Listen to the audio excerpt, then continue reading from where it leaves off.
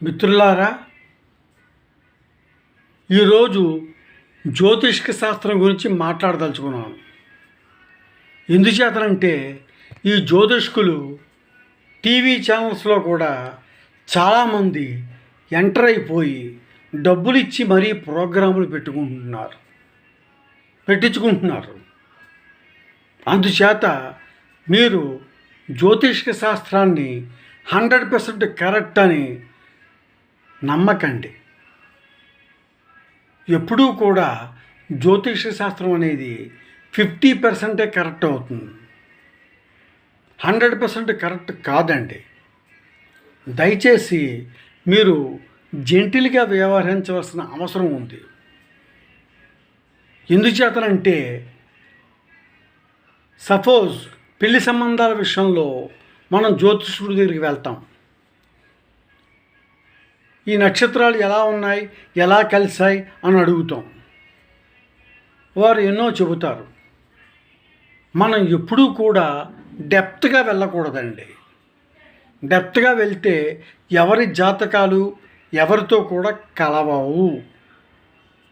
అందుచేత మనం అర్థం చేసుకుని కొన్ని ముఖ్యమైన పాయింట్లు మాత్రమే తెలుసుకుని వదిలేయాలి.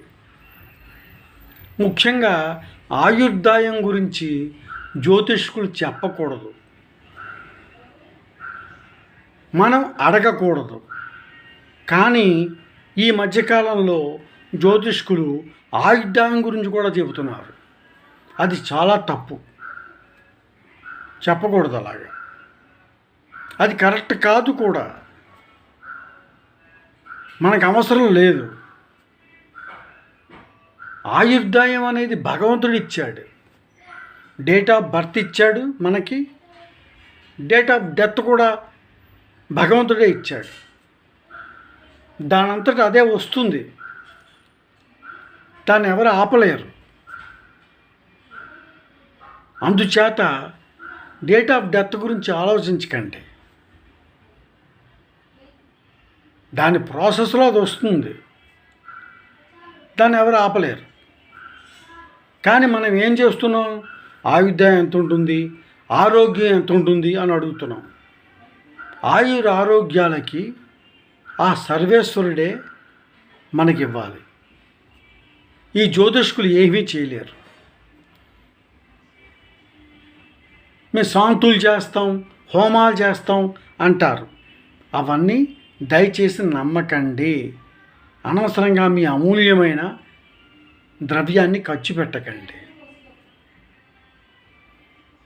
మన ఇంట్లో మన దేవుని మందిరంలో కూర్చుని శివకేశవుల్ని కానీ అమ్మవారిని కానీ మీ ఇష్ట దైవాన్ని ధ్యానం చేస్తూ ప్రార్థిస్తూ ప్రతిరోజు కూడా కాలక్షేపం చేయండి. ఎందుచేతనంటే ఈ నవగ్రహాలు కూడా శివకేశవుల్ని అమ్మవారిని దర్శిస్తూ ఉంటాయి. ఎప్పుడైతే మనం అలా చేస్తున్నామో ఈ నవగ్రహాలు మనకు అనుకూలంగానే ఉంటాయి. ఈ అనుకూలతలు ప్రతికూలతలు మన కర్మఫలాన్ని బట్టే వస్తాయి. అది గ్రహించుకోండి.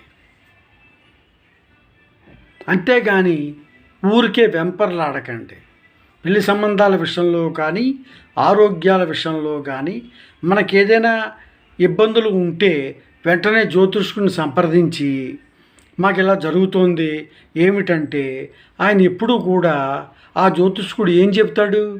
హోమాలు శాంతుల గురించి చెప్తాడు. ఆ హోమాలు శాంతులు బదులు మనం శివకేశవుల్ని అమ్మవారిని నమ్ముకుని ధ్యానం చేసుకుంటూ ఉంటే ఏ ఇబ్బంది ఉండదండి. దయచేసి మీరు ఎవరూ కూడా భయపడకండి, అన్యదా ఆలోచించకండి. చక్కగా మీరు ధ్యానం చేసుకోండి. మన కర్మఫలాలు ఎలా ఉంటే అలాగే జరుగుతాయి. దాన్ని ఈ జ్యోతిష్కులు కానీ ఈ పండితులు కానీ మార్చలేరు. దయచేసి అర్థం చేసుకోండి. సదా భగవంతుణ్ణి ధ్యానం చేసుకుంటూ ధర్మంగా చక్కగా మన జీవితాన్ని కొనసాగిద్దాం. సర్వే జన సుఖినో భవంతు. Thank you.